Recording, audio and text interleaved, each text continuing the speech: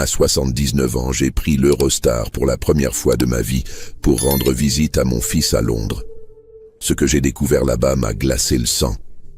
Ma belle-fille Sophie complotait pour me faire déclarer sénile et s'emparer de mon héritage. Ce qu'elle ne savait pas, c'est que le vieux boulanger de province qu'elle méprisait possédait 50 millions d'euros. Quand elle l'a appris devant le notaire, son visage s'est décomposé. Avant de continuer, abonnez-vous à la chaîne et dites-moi dans les commentaires d'où vous regardez cette vidéo. Laissez-moi vous raconter comment j'en suis arrivé là. Je m'appelle Jean-Pierre Dubois. Toute ma vie, je me suis levé à 4 heures du matin pour pétrir la pâte dans ma boulangerie de Bordeaux. Mes mains portent encore les marques de 60 années de travail. Mes ongles gardent l'odeur de la farine, malgré tous mes efforts pour les nettoyer. À 79 ans, je vis seul depuis la mort de ma chère Marcel, il y a 8 ans maintenant. Un petit appartement au-dessus de ce qui était autrefois notre boulangerie, vendu il y a 20 ans quand mes articulations ont commencé à me faire souffrir. Enfin, c'est ce que tout le monde croit. Mon fils unique, Guillaume, vit à Londres depuis 15 ans, un cadre supérieur dans la City, comme il aime à le dire.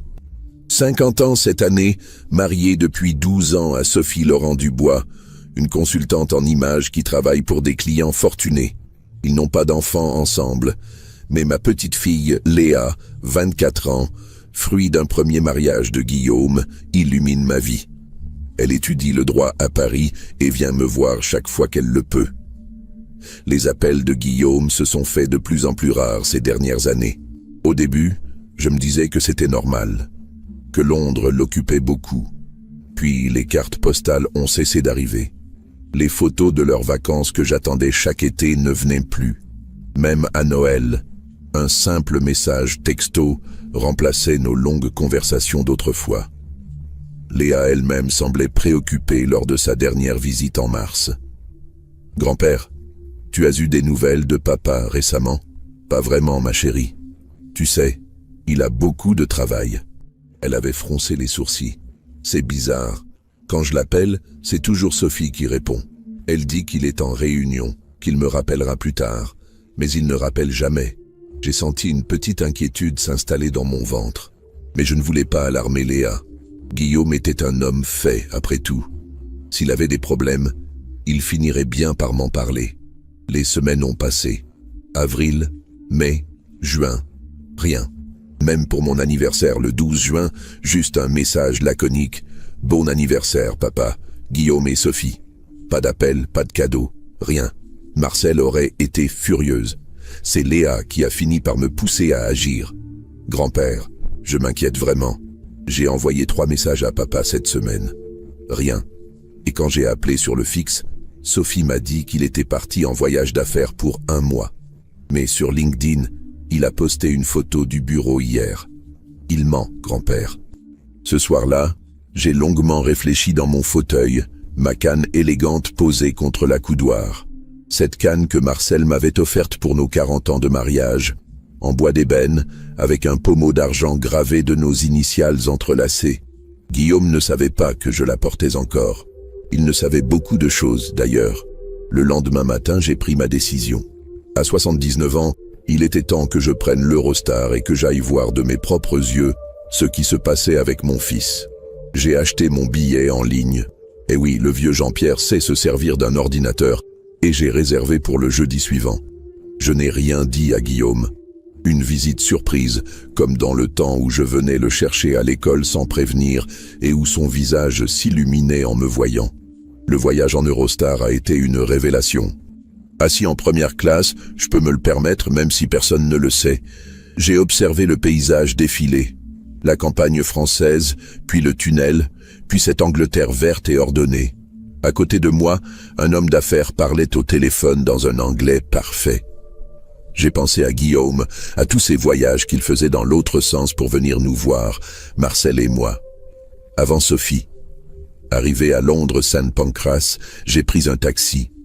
L'adresse était gravée dans ma mémoire. 47 Gloucester Road, Kensington. Un bel immeuble victorien que Guillaume m'avait montré en photo lors de son emménagement. 3 chambres, grand-père. Tu auras ta place chez nous quand tu voudras venir. Ça, c'était il y a 12 ans. J'ai sonné à l'interphone. Une voix féminine, sèche, m'a répondu. « Oui. Bonjour Sophie, c'est Jean-Pierre, le père de Guillaume. » Un long silence, puis un déclic. La porte s'est ouverte. Sophie m'attendait sur le palier du 3e étage. 46 ans, blonde, très élégante dans son tailleur noir. Belle femme, je dois l'admettre, mais ses yeux bleus avaient cette froideur que je n'avais jamais aimée. Même lors de leur mariage, elle me regardait comme si je sentais mauvais. « Jean-Pierre, quelle surprise! Guillaume ne m'a pas dit que vous veniez. » Je ne lui ai pas dit. J'ai eu envie de le voir. Il est là. Elle a hésité une fraction de seconde. Il a une grippe. Assez forte. Il dort depuis ce matin. Vous savez comment c'est, ces virus anglais. Une grippe? En juillet? Il y a des épidémies toute l'année ici, vous savez. Elle m'a fait entrer dans l'appartement. Beau, spacieux, décoré avec goût. Tout en blanc et gris, très moderne. Aucune photo de famille visible, j'ai remarqué. Sur la cheminée, quelques clichés de Sophie en compagnie de gens que je ne connaissais pas. Des cocktails, des vernissages. Guillaume n'apparaissait sur aucune. Je peux le voir? Juste 5 minutes. Le voyage a été long. Non, vraiment, il dort. Le médecin a dit qu'il ne fallait pas le déranger. Vous comprenez, à votre âge, il ne faudrait pas que vous attrapiez quelque chose. À mon âge. Voilà bien Sophie. Toujours cette façon de me rappeler que j'étais vieux, fragile, encombrant. Où vais-je dormir? Oh, j'ai préparé la chambre de service. C'est petit mais propre. Juste pour une nuit, j'espère. Guillaume sera mieux demain et vous pourrez discuter. La chambre de service. Une pièce exiguë sous les toits, avec une lucarne et un lit étroit. J'ai posé ma petite valise sur la chaise et je me suis assis sur le matelas trop mou. Depuis mon arrivée, pas un sourire de Sophie. Pas une question sur mon voyage. Pas même un café proposé. L'accueil que l'on réserve à un importun. Je suis redescendu vers 18 h. Sophie était au téléphone dans le salon, dos tourné. Non, Nathalie, je t'assure que c'est un cauchemar. Il débarque sans prévenir, comme un cheveu sur la soupe. Heureusement que Guillaume fait semblant d'être malade. Oui, dans la chambre de bonne. Où veux-tu que je le mette? Il faut qu'il reparte demain, je ne peux pas le garder plus longtemps. Tu imagines s'il rencontrait les Pemberton samedi? Un vieux provincial qui sent la farine et qui parle avec l'accent de Bordeaux?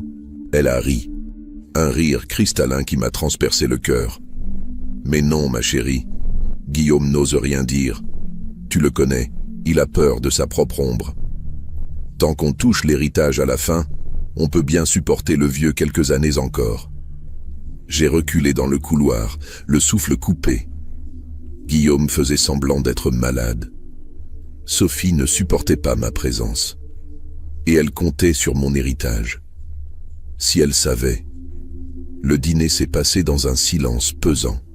Sophie avait préparé une salade et réchauffé une quiche achetée toute faite. Elle picorait en consultant son téléphone, me jetant de temps en temps un regard agacé. « Guillaume va mieux ?»« Un peu. Il a pu boire un peu de soupe. Je peux monter et lui dire bonsoir ?»« Non, vraiment, il ne faut pas.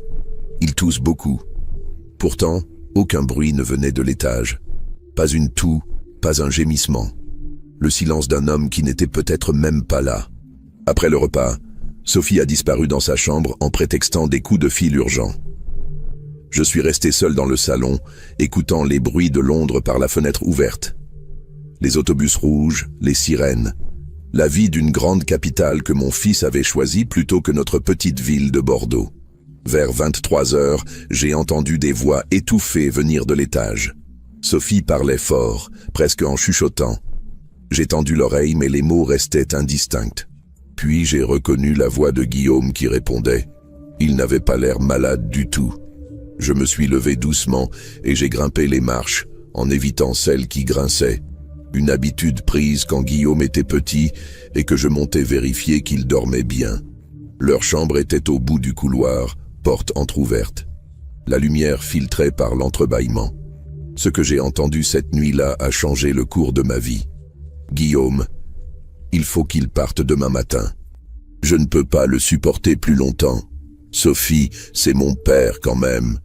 Ton père, ce vieux schnock qui empeste le pain rassis, tu as vu comment il s'habille, cette veste de velours élimée, ses chaussures crottées. Si jamais les Pemberton le voient samedi soir, les Pemberton ne vont pas venir ici.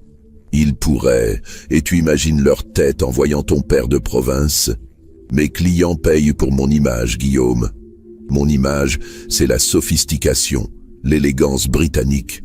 Pas un bouseux qui traîne sa canne et ses histoires de boulangerie. Ma canne, mes histoires.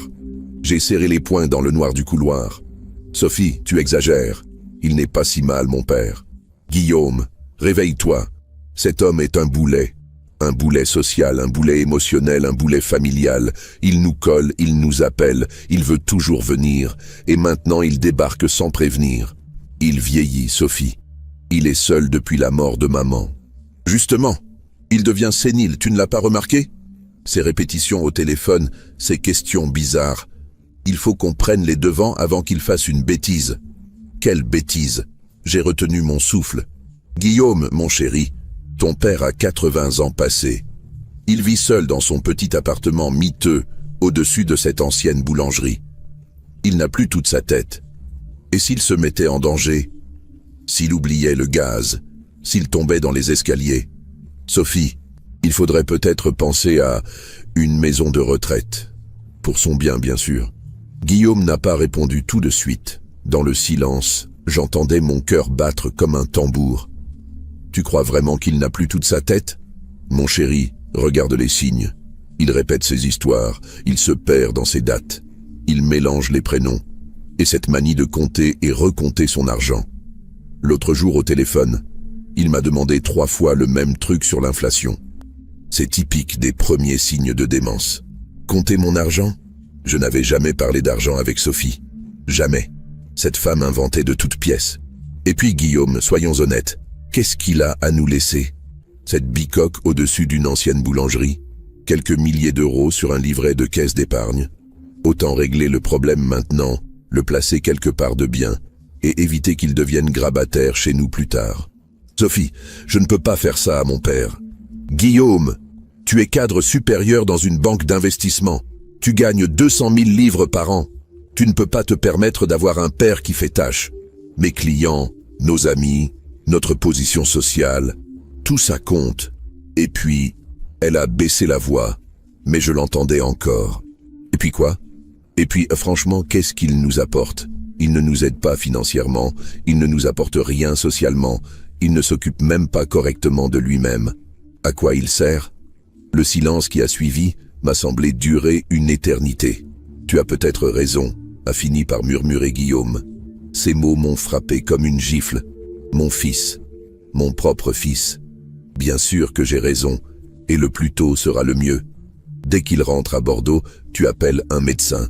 Tu dis que tu t'inquiètes pour sa santé mentale. Quelques consultations et hop, on peut demander une tutelle. Léa est trop jeune et trop occupée par ses études pour s'en charger. Ce sera à nous de gérer ses biens. Gérer mes biens. Ces mots ont résonné dans ma tête comme une alarme. Et quand il sera placé, on vend son appartement. C'est peut-être pas grand-chose, mais ça nous fera toujours des vacances aux Maldives. Guillaume a ri, un petit rire nerveux, mais un rire quand même. Sophie, tu es terrible. Je suis pragmatique, mon chéri, et je pense à nous, à notre avenir. On ne peut pas se laisser plomber par un vieux père sénile toute notre vie. J'ai redescendu les marches sur la pointe des pieds, les jambes flageolantes. Dans le salon obscur, je me suis laissé tomber dans un fauteuil. Mes mains tremblaient. Mon fils, mon Guillaume, le petit garçon que j'avais porté sur mes épaules, à qui j'avais appris à faire du vélo, que j'avais aidé pour ses devoirs de mathématiques. Le jeune homme que j'avais accompagné à l'aéroport pour son premier voyage à Londres, fier comme un paon qu'il ait décroché ce poste prestigieux. Ce Guillaume-là venait de m'abandonner. Pire, il venait d'accepter que sa femme me traite de boulet, de sénile, d'encombrant. Il venait d'approuver l'idée de me faire enfermer dans une maison de retraite pour toucher mon héritage plus rapidement. Dans l'obscurité de ce salon londonien, j'ai pensé à Marcel. Jean-Pierre, m'aurait-elle dit, cet enfant n'est plus le nôtre. Cette femme en a fait autre chose. J'ai passé le reste de la nuit éveillé, à regarder les lumières de la ville par la fenêtre. À 79 ans, je venais de perdre mon fils. Mais j'avais gagné quelque chose d'autre. La certitude absolue que Sophie Laurent Dubois ne savait rien de ce que possédait réellement le vieux boulanger de province. Le matin est venu lentement. Vers 7 heures, j'ai entendu Sophie dans la cuisine. Je me suis levé, j'ai pris une douche dans la minuscule salle de bain de la chambre de service et je me suis habillé proprement. Ma veste de velours, comme elle disait, mes chaussures cirées de frais et ma canne d'ébène. Sophie préparait du thé quand je suis entré dans la cuisine. Elle ne m'a même pas dit bonjour. « J'espère que vous avez bien dormi. Guillaume va mieux ce matin, mais le médecin pense qu'il est encore contagieux. Bien sûr, il y a un Eurostar à 11h45. Je pense que ce serait bien que vous le preniez. » Certainement. Mon calme l'a surprise. Elle s'attendait probablement à des protestations, des demandes pour voir Guillaume, des jérémiades de vieux pères délaissés. Parfait. Je vais appeler un taxi. C'est inutile, je vais prendre le métro. Le métro, à votre âge, vous savez vous y retrouver? J'ai souri. Ma chère Sophie, j'ai 79 ans, pas 99. Et contrairement à ce que vous pensez, je ne suis pas sénile. Elle a rougi légèrement. Je n'ai jamais dit ça. Non, dommage. Parce que, voyez-vous, quand on complote, il faut s'assurer que les murs n'ont pas d'oreilles. Son visage s'est décomposé. Je ne vois pas de quoi vous parlez. Bien sûr que si. Mais ce n'est pas grave, Sophie. Nous aurons l'occasion d'en reparler très bientôt. J'ai attrapé ma valise et me suis dirigé vers la porte. Au revoir, Sophie. Transmettez mes amitiés à Guillaume quand sa grippe sera passée. Et dites-lui qu'il me rappellera quand il aura retrouvé sa dignité d'homme et de fils. Dans l'escalier, j'entendais encore sa voix qui m'appelait, perplexe et inquiète. Mais j'étais déjà parti. Dans le taxi qui me menait vers Saint-Pancras, finalement j'avais pris un taxi, j'ai sorti mon téléphone. Un message de Léa. « Grand-père, tout va bien? Des nouvelles de papa ?» J'ai tapé ma réponse. « Ma chérie, prépare ton dictaphone. Grand-père va avoir besoin de toi très bientôt. Et appelle Maître Morel. Dis-lui que Jean-Pierre Dubois souhaite le voir d'urgence. » Puis j'ai composé un autre numéro. Celui de mon gestionnaire de patrimoine à Bordeaux. « Bonjour Monsieur Dubois, comment allez-vous? Très bien, merci. J'ai besoin d'un audit complet de tous mes biens, immobilier, participation, compte, tout, pour jeudi prochain. Tout, Monsieur Dubois? Vous êtes sûr? Tout. Il est temps que certaines personnes découvrent qui est réellement Jean-Pierre Dubois. » Dans l'Eurostar qui me ramenait vers la France, j'ai regardé défiler le paysage anglais. La campagne verdoyante, les petites maisons de briques, cette Angleterre que mon fils avait choisie et où sa femme voulait effacer toute trace de ses origines françaises. Ils allaient comprendre leur erreur. Le vieux boulanger de province ne possédait pas quelques milliers d'euros sur un livret de caisse d'épargne. Il possédait 50 millions d'euros d'actifs soigneusement dissimulés et investis depuis 40 ans. Et il venait de décider que Sophie Laurent Dubois n'en verrait jamais la couleur. Le train filait vers Calais et moi vers ma vengeance. De retour à Bordeaux, j'ai commencé mon enquête.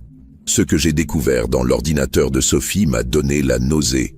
Des emails détaillant comment me faire passer pour sénile, des faux certificats médicaux déjà préparés, et même un projet de procuration falsifié pour vider mes comptes. Elle avait déjà commencé à salir ma réputation auprès de leurs amis londoniens, racontant que j'étais un alcoolique qui divague. Mais le pire, c'était de voir Guillaume approuver chacun de ses messages. Mon propre fils validait cette mascarade. Quand j'ai découvert qu'ils avaient même réservé une place en EHPAD haut de gamme à mon nom, j'ai compris qu'il était temps d'agir. Le jeudi matin, j'étais de retour dans mon appartement de la rue Sainte-Catherine à Bordeaux. Pas l'appartement miteux que Sophie imaginait, mais un 3 pièces rénové avec goût que j'avais gardé par nostalgie au-dessus de ce qui était autrefois ma boulangerie. Les nouveaux propriétaires, un jeune couple de boulangers, m'avaient proposé de racheter l'étage quand ils avaient repris le commerce. Ils ne savaient pas que j'étais aussi leur propriétaire à travers une SCI que j'avais créée dans les années 80. J'ai posé ma valise et j'ai regardé autour de moi. Les meubles de Marcel, nos photos de voyage, la bibliothèque pleine de livres que nous avions lus ensemble. Notre vie, notre vraie vie que Guillaume n'avait jamais pris la peine de connaître vraiment. Mon téléphone a sonné. Léa. Grand-père, tu es rentré? Comment ça s'est passé avec papa? Ma chérie, il faut qu'on se voie. Tu peux venir ce week-end? Bien sûr. Grand-père, tu as l'air bizarre. Ça va? Ça ira mieux quand tu seras là. Et apporte ton ordinateur portable, ton téléphone, tout ce qui peut enregistrer. Grand-père a des choses à te montrer. Tu m'inquiètes. Il s'est passé quelque chose avec papa? Tout s'est passé, ma chérie. Tout. Après avoir raccroché, j'ai appelé Maître François Morel, notre notaire de famille depuis 45 ans. François et moi, nous nous connaissions depuis l'école primaire. C'est lui qui avait rédigé tous mes actes d'achat immobilier, qui avait géré la succession de Marcel, qui connaissait l'exacte réalité de mon patrimoine. Jean-Pierre, comment vas-tu? Léa m'a appelé. Elle avait l'air inquiète. François, il faut qu'on se voie. Lundi matin, 1er heure. Et apporte tous mes dossiers. Tous. Que se passe-t-il? Il se passe que mon fils a épousé une vipère et qu'elle commence à montrer ses crocs. Il est temps de sortir l'artillerie lourde. François a eu un petit rire. Il me connaissait depuis l'enfance, il savait que quand Jean-Pierre Dubois parlait d'artillerie lourde, c'était du sérieux. Tes 14 appartements haussmanniens, mes 14 appartements, ma participation dans la chaîne Dubois & Fields, ma cave, mes comptes offshore, tout François. Il est temps que ma belle-fille découvre qu'elle a sous-estimé le bon vieux Jean-Pierre. Le vendredi soir, Léa est arrivée par le TGV de 18 heures. 24 ans, 1,65 m, les yeux verts de sa mère et le caractère bien trempé des Dubois. Elle étudiait le droit à Assas et était en stage dans un cabinet spécialisé dans le droit des successions. Le hasard fait parfois bien les choses. Grand-père, tu as l'air fatigué. Assieds-toi, ma chérie. J'ai beaucoup de choses à te raconter. Je lui ai tout dit. Mon voyage à Londres, l'accueil de Sophie, la fausse grippe de Guillaume, la conversation que j'avais surprise dans leur chambre. Léa m'écoutait, le visage de plus en plus grave. Cette garce, elle a dit ça? Que tu sentais mauvais, que tu étais sénile. Elle a dit pire que ça, ma chérie. Mais ce n'est que le début. J'ai sorti mon ordinateur portable. Oui, à 79 ans, Jean-Pierre Dubois maîtrise parfaitement l'informatique. Et je lui ai montré ce que j'avais découvert en hackant discrètement l'ordinateur de Sophie, pendant qu'elle préparait le thé ce fameux matin. En réalité, c'était plus simple que du hacking. Sophie avait laissé sa session Gmail ouverte sur l'ordinateur du salon, et pendant qu'elle était dans la cuisine, j'avais eu le temps de photographier plusieurs écrans avec mon téléphone. L'âge a ses avantages. On ne vous soupçonne pas d'être technologiquement débrouillard. Regarde ça, Léa. Sur l'écran de mon portable, les photos que j'avais prises montraient une conversation e-mail entre Sophie et sa sœur Nathalie. L'objet du mail, plan succession Dubois, phase 1. Léa a lu à voix haute, la voix tremblante de colère. « Ma chère Nathalie, ça y est, le vieux débarque à l'improviste, mais c'est parfait pour notre plan. Je vais documenter tous ces signes de sénilité pendant sa visite. Tu te souviens du docteur Morrison? Il nous doit encore un service pour l'affaire Pemberton. Il sera ravi de signer un certificat médical attestant de la détérioration mentale du beau-père. Guillaume fait semblant d'être malade pour éviter la confrontation directe, mais il est d'accord sur le principe. Continue, ma chérie. Phase 2. Dès qu'il rentre à Bordeaux, Guillaume appelle son médecin traitant pour exprimer ses inquiétudes sur l'état mental de son père. Nous avons préparé une liste de symptômes crédibles: confusion, répétition, oubli, désorientation temporelle. Le docteur Morrison a déjà rédigé un rapport psychiatrique préliminaire attestant de troubles cognitifs sévères. Il suffit de remplir les blancs avec des exemples concrets. Phase 3. Demande de tutelle-curatelle renforcée. Avec les 2 certificats médicaux et les témoignages que nous allons réunir, Mrs. Patterson, la voisine d'en face, sera parfaite. Elle dit toujours oui à tout pour 200 livres. Nous obtenons la tutelle complète sur Jean-Pierre et ses biens. Phase 4. Vente immédiate de son appartement Bordeaux estimé à 180 000 €. Placement en EHPAD discount. Pas besoin de luxe pour un sénile. Et récupération du capital pour nos investissements personnels. Léa avait blêmi. Grand-père, il compte te faire enfermer pour voler tes économies. Attends, il y a mieux. J'ai fait défiler vers le message suivant. La réponse de Nathalie. Brillant, ma chérie. J'adore la phase 4. Et son livret A, avec ses petites économies de boulanger, tu estimes ça à combien? 50 000 € maximum. Il a dû mettre de côté toute sa vie, le pauvre. Au moins, ça nous paiera les Maldives dont tu rêves. Et puis, soyons honnêtes, qu'est-ce qu'un grabataire de 80 ans va faire de l'argent? Autant que ça serve à des gens qui en profitent.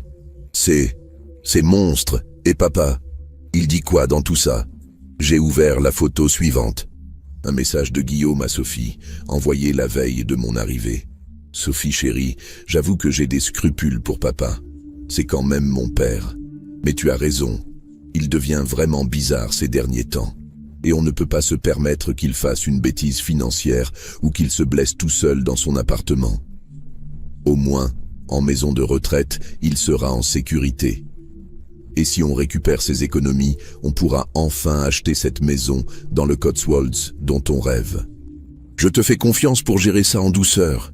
Léa s'est levée d'un bond. Grand-père, il faut porter plainte. C'est de l'abus de faiblesse, de l'escroquerie, du complot en bande organisée, ma chérie. Mais ce n'est que le début. Il y a pire. J'ai sorti une nouvelle série de photos. Un dossier sur l'ordinateur de Sophie intitulé « Contact utile, dénigrement JP ». Qu'est-ce que c'est? Sophie a déjà commencé à salir ma réputation auprès de tous leurs amis londoniens. Regarde. Le dossier contenait une liste de toutes les personnes à qui Sophie avait raconté des mensonges sur mon compte. Avec des détails précis sur les histoires qu'elle avait inventées. Mrs. Pemberton racontait que Jean-Pierre est alcoolique. Inventé histoire de chute dans escalier après avoir bu. Fait le 12 juin. Mr. Harrison, banque. Mentionné problème de mémoire de Jean-Pierre. Confusion avec les chiffres. Fait le 18 juin. Docteur Wellington, médecin famille. Suggérer que Guillaume s'inquiète pour santé mentale de son père. Comportement erratique. Fait le 25 juin. Lady Morrison. Évoquer l'embarras social que représente beau-père provincial. Anecdote sur ses manières rustiques et son accent. Fait le 2 juillet. Et ainsi de suite. Une vingtaine de noms, avec à chaque fois les mensonges spécifiques que Sophie avait racontés et la date à laquelle elle l'avait fait. Léa, cette femme a méthodiquement détruit ma réputation dans tout leur cercle social londonien. Et Guillaume l'a laissé faire. Mais pourquoi, grand-père? Tu ne leur as jamais rien fait. Ma chérie, j'existe, c'est suffisant. Sophie a honte de mes origines, de mon accent, de mes vêtements. Elle rêve d'une vie de bourgeoise britannique raffinée. Et un beau-père boulanger français ne cadre pas avec son image. J'ai ouvert le dernier dossier, le plus terrible. Et voici la cerise sur le gâteau. C'était un mail entre Sophie et un certain Dr Morrison, daté du surlendemain de mon départ de Londres. Cher Dr Morrison, comme convenu, voici les éléments pour le certificat médical de mon beau-père Jean-Pierre Dubois. Sa visite de cette semaine a confirmé nos craintes. Troubles de la mémoire évidents, répète les mêmes questions. Désorientation spatiale, s'est perdu 2 fois dans l'appartement. Confusion temporelle, parle d'événements anciens comme s'ils étaient récents. Agressivité naissante, réaction disproportionnée à des remarques anodines. J'attache le modèle de certificat que vous pourrez adapter. Mon mari étant très affecté par l'état de son père, il préfère que vous ne le contactiez pas directement. Nous vous réglerons les honoraires convenus, 1500 livres, dès réception du document. Avec toute ma reconnaissance, Sophie. Le docteur Morrison avait répondu le jour même. Chère Madame Dubois, j'ai bien noté les symptômes que vous décrivez. Je vais établir le certificat dans les formes habituelles. Cependant, pour que ce document ait une valeur légale en France, il faudra qu'un confrère français confirme le diagnostic. J'ai un contact à Bordeaux, le docteur Blanchard, qui pourrait faire l'affaire moyennant les honoraires appropriés. Voulez-vous que je m'en charge? Cordialement, docteur Morrison. Léa avait les larmes aux yeux. Grand-père, il voulait vraiment te faire passer pour fou, avec de faux certificats médicaux. 2 faux certificats, ma chérie, un anglais et un français, pour être sûr que ça tienne devant un tribunal. Mais c'est illégal, c'est criminel. Bien sûr que c'est criminel. Mais tu comprends maintenant pourquoi j'ai besoin de toi? Elle a essuyé ses yeux et m'a regardé avec détermination. Qu'est-ce qu'on fait, grand-père? On leur montre qu'ils ont sous-estimé Jean-Pierre Dubois. Mais d'abord, il faut que tu saches quelque chose sur ton grand-père. J'ai sorti une chemise de mon bureau. Mes relevés bancaires, mes actes de propriété, mes participations dans diverses sociétés. Tout ce que j'avais soigneusement caché pendant des années. Léa, ton grand-père n'est pas un modeste retraité avec quelques économies sur son livret A. J'ai étalé les documents sur la table. Ses yeux se sont écarquillés. Mais, grand-père, qu'est-ce que c'est que tout ça? Ça, ma chérie, c'est ce que 40 ans de travail acharné et d'investissement intelligent peuvent rapporter à un simple boulanger de province. J'ai commencé par les actes de propriété. 14 appartements haussmanniens dans le centre de Bordeaux, achetés entre 1975 et 1995, quand personne ne voulait du centre-ville. Valeur actuelle, 18 millions d'euros. Léa regardait les documents, incrédule. Ensuite, mes participations dans la société Dubois & Fils Artisan Boulanger. Dubois & Fils, mais c'est cette chaîne de boulangerie qu'on voit partout, même à Londres. Exactement. Quand j'ai vendu ma boulangerie en 2005, j'ai investi l'argent dans cette start-up de jeunes boulangers qui voulaient créer une chaîne artisanale. J'ai pris 62% des parts pour 200 000 euros. Aujourd'hui, la société vaut 32 millions d'euros. Grand-père, tu es riche, ma chérie, très riche. Et ce n'est pas fini. J'ai sorti les relevés de ma cave à vin. Ta grand-mère et moi, nous avons constitué cette cave pendant 30 ans. Grand cru de Bordeaux, Bourgogne, Champagne. Évaluation actuelle, 4,5 millions d'euros. Mais pourquoi tu vis si simplement? Cet appartement, tes vêtements? Parce que l'argent n'a jamais été ce qui comptait le plus pour ta grand-mère et moi. Nous étions heureux avec peu. L'argent, c'était pour votre sécurité, pour ton avenir, pour que Guillaume n'ait jamais de soucis. J'ai marqué une pause. Et aussi parce que je voulais voir qui m'aimait pour moi et qui ne s'intéressait qu'à l'héritage. Et Sophie vient d'échouer au test de manière spectaculaire. J'ai sorti les derniers documents, mes comptes offshore aux îles Caïman et en Suisse. Ça, ma chérie, c'est quelque chose que même Maître Morel ignore. Dans les années 90, j'ai ouvert ces comptes pour protéger une partie de notre patrimoine. Légalement, je précise. Tout a été déclaré aux impôts français depuis la régularisation de 2013. Combien, grand-père? 8 millions d'euros. En liquide. Léa s'est laissé tomber sur sa chaise. Grand-père, tu as 50 millions d'euros. 54 millions et des poussières, pour être exact. Et Sophie Laurent Dubois rêve de mettre la main sur mes quelques milliers d'euros de livret A. Le silence qui a suivi était électrique. Léa regardait les documents, puis moi, puis les documents à nouveau. Grand-père, papa sait, ton père sait que j'ai un peu d'argent de côté. Il ne sait pas combien. Je voulais lui faire la surprise pour ses 60 ans. Lui annoncer qu'il n'aurait jamais de soucis financiers. Que nous pourrions créer une fondation pour aider les jeunes boulangers.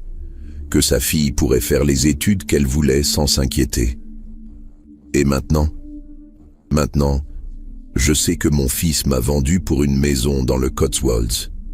Léa s'est levée et m'a serré dans ses bras. Grand-père, on va les détruire. Non, ma chérie, on va faire mieux que ça.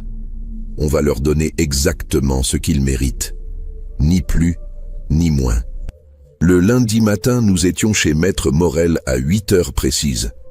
François avait préparé tous mes dossiers et semblait à la fois excité et inquiet. Jean-Pierre, qu'est-ce que tu mijotes? François, je mijote ce que Sophie appelle de la justice. Tu as les statuts de la SCI familiale. Oui, Celle que tu as créée en 1978 avec Marcel? Exactement. Tu te souviens de la clause particulière que nous avions fait insérer? François a feuilleté le dossier et s'est arrêté sur une page. Ah oui, la clause de déchéance pour indignité. Marcel tenait absolument à ce qu'on la mette. Lis-la à voix haute, François. Sera déchu de tout droit dans les biens familiaux tout descendant ou allié qui aura porté atteinte à l'honneur, à la dignité ou au bien-être physique et moral des fondateurs de la société, leurs héritiers ou descendants directs. Cette déchéance sera prononcée par décision motivée du gérant de la SCI et ne pourra faire l'objet d'aucun recours. Léa a sifflé. Grand-maman était prévoyante. Ta grand-mère avait grandi dans une famille où l'argent avait divisé les frères et sœurs. Elle ne voulait pas que ça arrive à notre famille. Cette clause, c'était son assurance que nos descendants resteraient des gens bien. Et Sophie tombe exactement sous le coup de cette clause, a conclu François, avec toutes les preuves qu'il faut, grâce au travail de documentation involontaire de ma chère belle-fille. J'ai sorti les photos des emails que Léa avait imprimés et classés chronologiquement. François, voici les preuves d'un complot organisé pour me faire passer pour sénile, s'approprier mes biens par la force et détruire ma réputation sociale. Atteinte à l'honneur, atteinte à la dignité et tentative d'atteinte au bien-être physique par internement abusif. François examinait les documents, de plus en plus graves. Jean-Pierre, c'est du pénal ça. Escroquerie en bande organisée, faux et usage de faux, abus de faiblesse. Je ne veux pas de poursuite pénale, François. Je veux quelque chose de plus personnel. Quoi donc? Je veux que Sophie et Guillaume découvrent qui ils ont tenté d'arnaquer. Je veux qu'ils comprennent qu'ils viennent de perdre 54 millions d'euros par pure cupidité. François a souri lentement. Tu veux une assemblée générale de la SCI? Je veux une assemblée générale extraordinaire, avec révocation de Guillaume de tous ses droits familiaux, déchéance de Sophie et nomination de Léa comme mon héritière principale. Et tu veux qu'il soit présent? François, je veux qu'il découvre tout en direct, leur choc, leur désespoir, leur compréhension progressive de ce qu'ils ont perdu. Je veux que ça fasse partie de ma vengeance. Léa avait les yeux brillants. Grand-père, c'est diabolique. Ma chérie, ton grand-père a pétri la pâte pendant 60 ans. Il sait comment faire lever les choses au bon moment et à la bonne température. Nous avons passé la matinée à préparer le dossier juridique. François rédigerait les convocations pour l'Assemblée générale extraordinaire, prévue pour le vendredi suivant. Guillaume et Sophie seraient convoqués pour affaires urgentes concernant la succession du bois. Ils vont venir, a demandé Léa. Oh oui, ils vont venir. Surtout quand ils liront que l'ordre du jour porte sur la révélation complète du patrimoine familial et les nouvelles dispositions successorales. Tu crois qu'ils vont se douter de quelque chose? Ma chérie, des gens assez cupides pour vouloir enfermer un vieillard pour toucher son héritage ne résisteront pas à l'appât du gain. Ils pensent venir valider leurs futurs droits sur mes quelques économies. Ils vont avoir la surprise de leur vie. Le mardi, j'ai appelé mon gestionnaire de patrimoine pour organiser un audit complet de tous mes biens. Je voulais des chiffres exacts, des évaluations récentes, des bilans détaillés. Pas question que Sophie puisse contester quoi que ce soit sur la base d'approximation. Le mercredi, Léa a envoyé les convocations par email et par courrier recommandé. Guillaume a appelé dans l'heure qui a suivi. « Papa, c'est quoi cette histoire d'assemblée générale? Tu vas bien ?» Sa voix était inquiète, mais je percevais aussi de l'avidité mal dissimulée. « Bonjour Guillaume. Je vais très bien, merci. Mieux que tu ne l'imagines même. Cette convocation, révélation complète du patrimoine familial, qu'est-ce que ça veut dire? Ça veut dire qu'il est temps que tu découvres ce que possédait réellement ton père, mon fils, et ce que tu vas en hériter. En hériter? Mais papa, tu n'es pas mourant? Non, mais je vieillis, Guillaume, et j'ai décidé qu'il était temps de régler les questions d'héritage de mon vivant, pour éviter les disputes. Un long silence. Puis, « Papa, tu peux me donner une idée de... Enfin, je veux dire, combien tu vas toucher? Tout sera révélé vendredi, Guillaume. Viens avec Sophie. Cette réunion la concerne aussi. D'accord, papa. On prend l'Eurostar jeudi soir. On sera là vendredi matin. Parfait. Et Guillaume? Oui, papa? Comment va ta grippe? Un silence gêné. Ma grippe? Ah oui, ça va mieux. Merci. Tant mieux. À vendredi, mon fils. Après avoir raccroché, j'ai souri. Le piège était en place. Dans 3 jours, Sophie et Guillaume découvriraient qu'ils venaient de tenter d'escroquer l'un des hommes les plus riches de Bordeaux. Et qu'ils avaient tout perdu par leur propre cupidité. Le vendredi matin à 10 heures précises, Guillaume et Sophie sont arrivés dans l'étude de Maître Morel. Sophie portait un tailleur Chanel et affichait ce sourire de circonstance qu'elle réservait aux occasions où elle pensait toucher de l'argent. Quand François a commencé à énumérer mes biens, 18 millions d'euros d'immobilier, 32 millions dans la chaîne de boulangerie, 4 millions et demi de cave à vin, son visage s'est lentement décomposé. Guillaume est devenu livide. Puis, quand j'ai révélé les 54 millions au total et annoncé que Sophie était déchue de tout droit successoral pour tentative d'abus de faiblesse, elle s'est effondrée sur sa chaise en hurlant. La femme qui voulait m'enfermer pour toucher mes petites économies venait de perdre une fortune par sa propre cupidité. Ce vendredi 15 juillet restera gravé dans ma mémoire comme le jour où j'ai rendu la justice à ma façon. Léa était venue de Paris par le premier TGV. Elle portait son plus beau tailleur noir, celui qu'elle réservait pour ses examens importants à la fac de droit. Dans son sac, elle avait soigneusement rangé toutes les preuves que nous avions rassemblées. Les photos des emails, les conversations enregistrées, les témoignages que nous avions recueillis. À 9h30, nous étions déjà installés dans le bureau de François Morel, rue Vital-Carles, en plein cœur du Bordeaux historique. François avait revêtu sa robe d'avocat pour l'occasion, ce qui donnait une solennité particulière à cette assemblée générale extraordinaire. « Vous êtes sûr de votre coup, Jean-Pierre » m'a demandé François une dernière fois. « François, j'ai 79 ans. J'ai passé ma vie à faire lever la pâte au bon moment et à la bonne température. Aujourd'hui, c'est la justice qui va lever. » À 10 heures précises, nous avons entendu des pas dans l'escalier. Guillaume et Sophie montaient vers leur destin sans le savoir. Guillaume est entré le premier. Mon fils, 50 ans, des cheveux qui commençaient à grisonner, un costume anglais impeccable. Il m'a embrassé sur les joues avec cette affection un peu forcée qu'il affichait depuis son mariage. « Papa, tu as l'air en forme, comment tu vas ?»« Très bien, Guillaume, mieux que tu ne l'imagines. » Sophie est entrée derrière lui.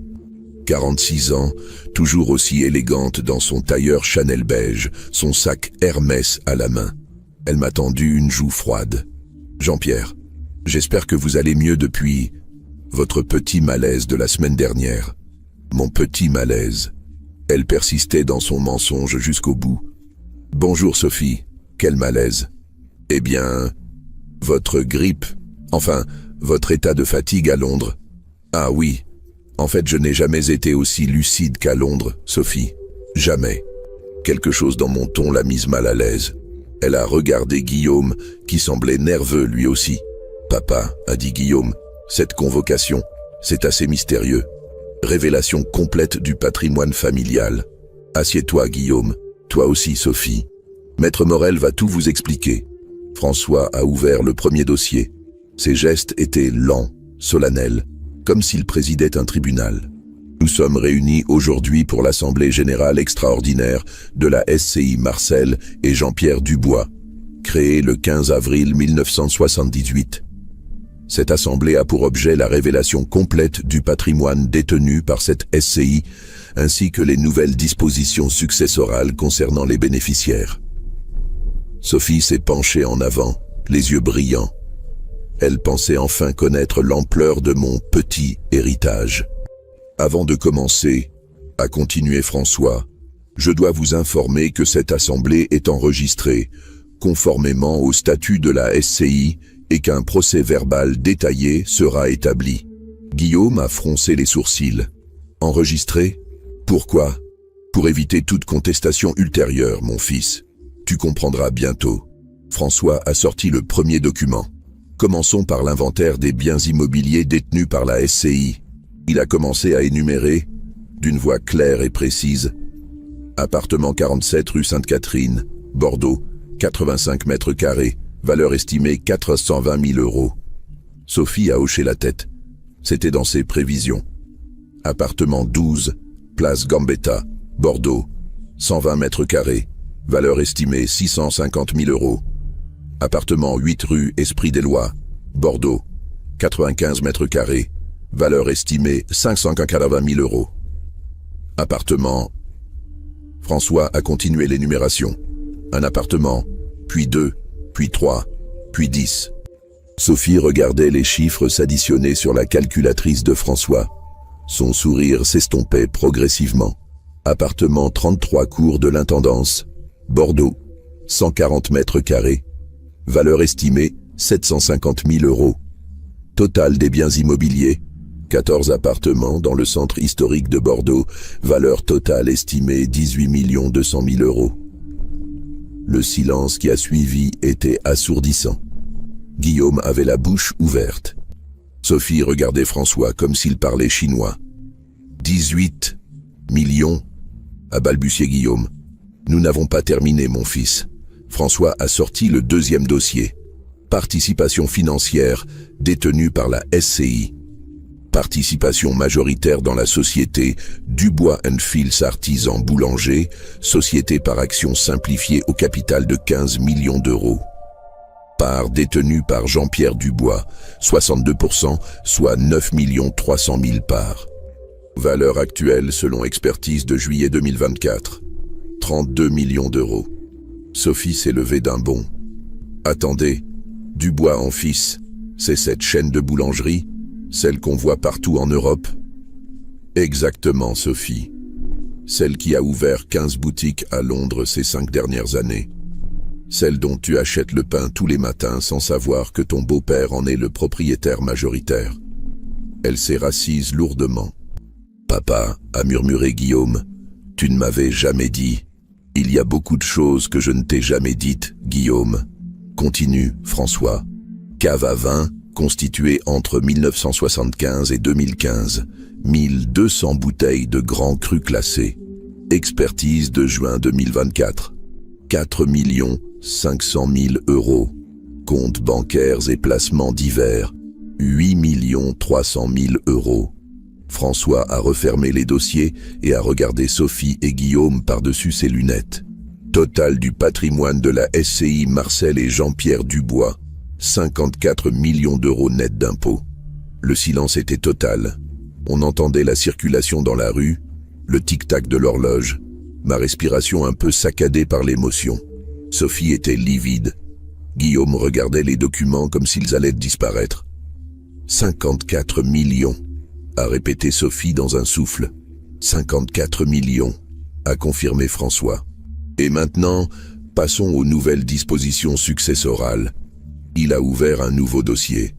Monsieur Guillaume Dubois, vous étiez jusqu'à présent désigné comme légataire universel de votre père. Cette disposition est aujourd'hui modifiée. Guillaume a relevé la tête brusquement. Modifiée? Comment ça? François, lis-leur l'article 12 des statuts de la SCI. François a chaussé ses lunettes et a lu d'une voix solennelle. Article 12. Sera déchu de tout droit, dans les biens familiaux, tout descendant ou allié qui aura porté atteinte à l'honneur, à la dignité ou au bien-être physique et moral des fondateurs de la société, leurs héritiers ou descendants directs. Cette déchéance sera prononcée par décision motivée du gérant de la SCI et ne pourra faire l'objet d'aucun recours. Sophie a blêmi. Qu'est-ce que ça veut dire ? Ça veut dire, ma chère Sophie, que ta grand-mère Marcel avait prévu le cas où quelqu'un dans la famille se conduirait de manière indigne. Et c'est exactement ce qui s'est passé. J'ai fait signe à Léa, qui a sorti les photos des emails de son sac. Léa, montre-leur ce que nous avons découvert. Léa a étalé les documents sur la table. Les emails de Sophie à sa sœur, les conversations avec le docteur Morrison, le plan détaillé pour me faire passer pour sénile. Guillaume, Sophie, voici les preuves que vous avez complotées pour me faire déclarer mentalement incapable, vous emparer de mes biens par la force et me faire enfermer dans une maison de retraite contre ma volonté. Guillaume regardait les documents, horrifié. Sophie, qu'est-ce que c'est que ça ?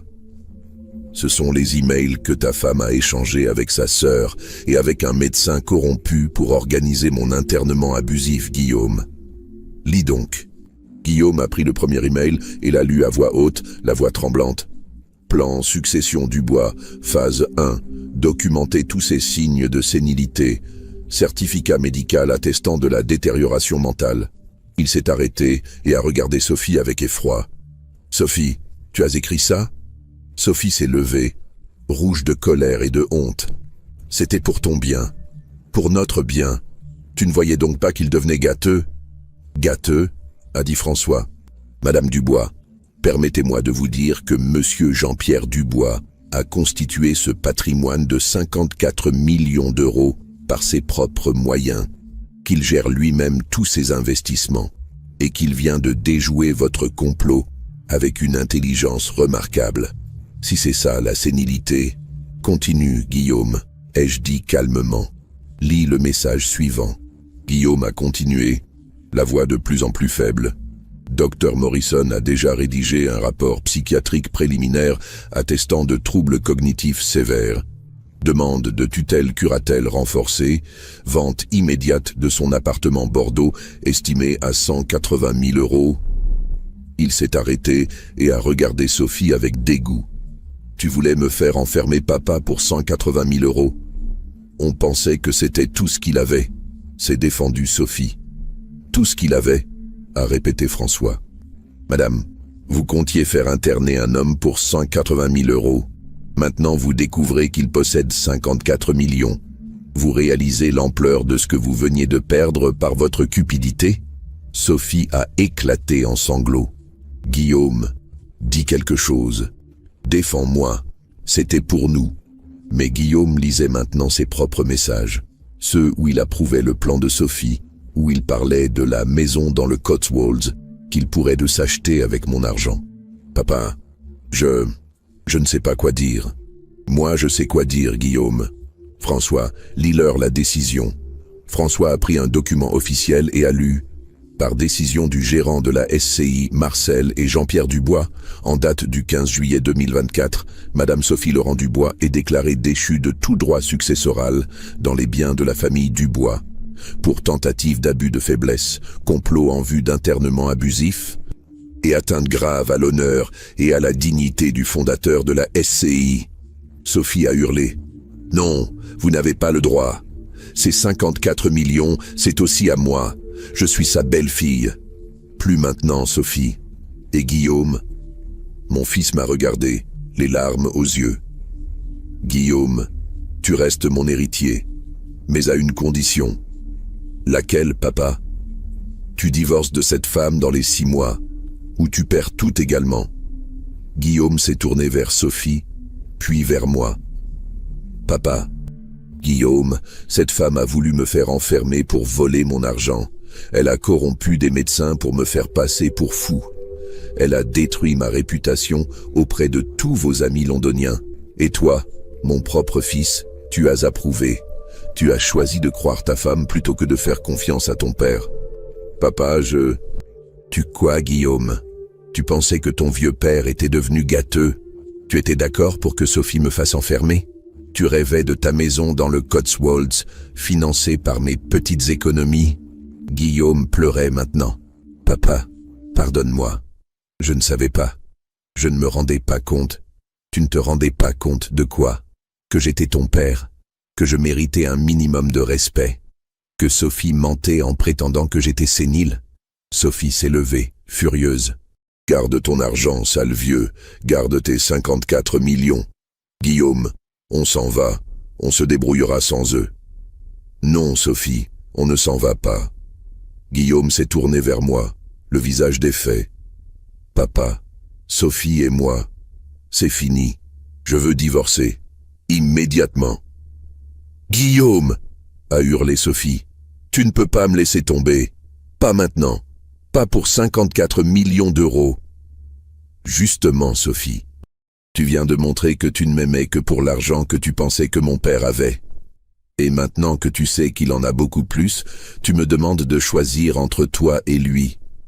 Le choix est facile. Sophie a regardé Guillaume, puis moi, puis les documents sur la table. Son rêve de fortune s'écroulait en direct. Vous ne pouvez pas me faire ça. J'ai vécu 12 ans avec votre fils, j'ai des droits. Vous avez les droits que la loi britannique vous donne sur les biens propres de Guillaume, Sophie. Pas un centime de plus. Et Guillaume va veiller à protéger ses intérêts avant le divorce. François a sorti un autre document. D'ailleurs, à ce propos, Guillaume, votre père m'a demandé de préparer ceci. Il a tendu une feuille à mon fils. Qu'est-ce que c'est? Un contrat de renonciation aux biens familiaux. Si Sophie le signe, elle renonce définitivement à tout droit sur l'héritage Dubois, mais en échange, vous lui versez immédiatement 200 000 € pour solde de tout compte. Si elle refuse de signer, le divorce se passera devant les tribunaux et elle n'aura rien du tout. Sophie a arraché le contrat des mains de Guillaume et l'a lu frénétiquement. 200 000 €, 200 000 € sur 54 millions, c'est une insulte. Sophie, a dit Guillaume calmement, c'est plus que ce que tu mérites. Tu voulais faire enfermer mon père pour voler son argent. 200 000 €, c'est déjà généreux. Et si je refuse? Si vous refusez, a dit François, nous portons plainte pour tentative d'escroquerie, complot en vue d'internement abusif, corruption de témoins, et faux et usage de faux concernant les certificats médicaux. Vous risquez 5 ans de prison ferme. Sophie a regardé autour d'elle comme un animal pris au piège. Son rêve de richesse, sa vie londonienne, tout s'écroulait. Vous me laissez le choix entre 200 000 € et la prison? Nous vous laissons le choix entre une sortie honorable et les conséquences de vos actes, a dit François. Sophie a pris le stylo et a signé le contrat d'une main tremblante. Voilà, vous êtes content, vous avez détruit ma vie. Sophie, a dit Guillaume, c'est toi qui as détruit notre vie, en voulant faire du mal à mon père. Sophie a pris son sac et s'est dirigée vers la porte. Avant de sortir, elle s'est retournée une dernière fois. Guillaume, tu vas le regretter. Cet argent, il va te pourrir la vie comme il a pourri la sienne. Tu verras. Sophie, lui ai-je répondu calmement, l'argent ne pourrit pas la vie. C'est la cupidité qui pourrit l'âme. Et vous venez d'en faire la démonstration. La porte a claqué. Sophie Laurent Dubois venait de sortir de nos vies. Guillaume s'est effondré sur sa chaise. « Papa, qu'est-ce que j'ai fait? Tu as épousé une femme qui ne t'aimait pas, Guillaume, qui ne voyait en toi qu'un ticket d'entrée dans la bourgeoisie londonienne et un futur héritage à partager. Comment j'ai pu être aussi aveugle? L'amour rend aveugle, mon fils. » Et Sophie était très forte pour manipuler. Léa s'est approchée de son père et lui a pris la main. « Papa, grand-père t'aime toujours. C'est pour ça qu'il t'a laissé une chance. » Guillaume m'a regardé à travers ses larmes. « Papa, tu peux me pardonner? Guillaume, tu es mon fils. Je t'aimerai toujours. Mais il va falloir que tu regagnes ma confiance. Comment? En redevenant l'homme que j'ai élevé, en retrouvant les valeurs que ta mère et moi t'avons transmises, en te souvenant que la famille, c'est sacré. » François a sorti un dernier document. « Guillaume, votre père a aussi préparé ceci. C'était un nouveau testament. Guillaume Dubois hérite de 40% du patrimoine familial. Léa Dubois hérite de 50%. Les 10% restants seront versés à une fondation pour aider les jeunes entrepreneurs dans l'artisanat alimentaire. Papa, tu donnes la majorité à Léa. Léa a 24 ans, Guillaume. Elle a toute la vie devant elle. Et surtout, elle a prouvé qu'elle m'aimait pour moi, pas pour mon argent. Toi, tu as 45 ans d'erreur à rattraper. Et les 40% que j'hérite, c'est combien? 21 millions d'euros, Guillaume. De quoi ne jamais manquer de rien, mais pas de quoi devenir arrogant. Guillaume a calculé mentalement. Papa, même avec le divorce, même en donnant 200 000 € à Sophie, il me reste plus de 20 millions. Il te reste surtout un père qui t'aime et une fille qui a besoin de toi, Guillaume. Nous sommes rentrés tous les trois à la maison. Guillaume a appelé son bureau de Londres pour dire qu'il prenait 3 semaines de congé. Il avait besoin de réfléchir à sa nouvelle vie. Le soir même, nous avons dîné sur la terrasse de mon appartement. Un simple repas. Du pain de la boulangerie d'en bas, du fromage de chez Dubois & Fils, une bouteille de Bordeaux de ma cave. Guillaume découvrait que son père possédait une des plus belles caves privées de France. « Papa, m'a-t-il dit, comment tu as fait pour devenir si riche en restant si simple ? Guillaume, l'argent n'est qu'un outil pour protéger sa famille, pour aider les autres, pour dormir tranquille. Mais ce n'est pas une fin en soi. Et pourquoi tu ne m'avais rien dit ? Parce que je voulais que tu m'aimes pour moi, pas parce que ton père était riche. Et Sophie a échoué au test, Guillaume. Toi, tu as une seconde chance. 6 mois plus tard, le divorce de Guillaume était prononcé. Sophie était retournée vivre chez sa sœur Nathalie à Londres, avec ses 200 000 € qui fondaient rapidement dans le train de vie qu'elle s'était habituée à mener. Guillaume avait donné sa démission de la banque et était revenu vivre à Bordeaux. Avec sa part d'héritage, il avait créé une fondation pour aider les artisans boulangers en difficulté. Il dirigeait aussi l'expansion européenne de la chaîne Dubois & Fils. Léa avait fini ses études de droit et était devenue l'administratrice de tous mes biens. À 25 ans, elle gérait un patrimoine de 54 millions d'euros avec la sagesse d'une femme de 40 ans. Et moi, je continuais à vivre simplement dans mon appartement, au-dessus de l'ancienne boulangerie, entouré de mes 2 enfants. Le matin, j'allais acheter mon pain chez les jeunes boulangers d'en bas. Ils ne savaient toujours pas que j'étais leur propriétaire. L'argent n'avait pas changé ma vie, mais il avait révélé la vraie nature des gens qui m'entouraient. Un jour, Guillaume m'a demandé « Papa, tu regrettes d'avoir été si dur avec Sophie ?» Guillaume, Sophie voulait me faire enfermer pour voler mon argent. Elle a corrompu des médecins, détruit ma réputation et brisé notre famille. 200 000 € et une leçon de vie, c'était encore trop généreux. Et si elle revient, si elle s'excuse, mon fils, quelqu'un qui est capable de faire enfermer un vieillard par cupidité ne change jamais vraiment. Sophie aura d'autres victimes. Mais ce ne sera plus nous. Et vous, qu'est-ce que vous en pensez ? La justice que j'ai rendue était-elle suffisante pour ce que Sophie m'a fait ? Ou aurais-je dû être plus sévère ? Laissez votre avis dans les commentaires. Votre opinion compte pour moi.